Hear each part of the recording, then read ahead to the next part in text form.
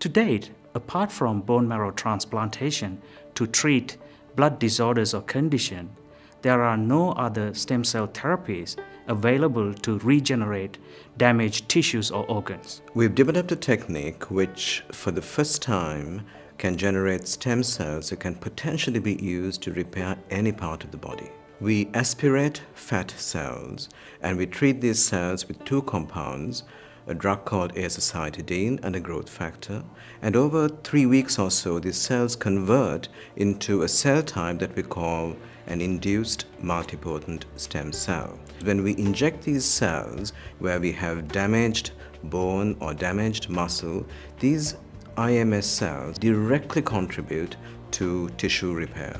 This method is safer than current stem cell generating methods.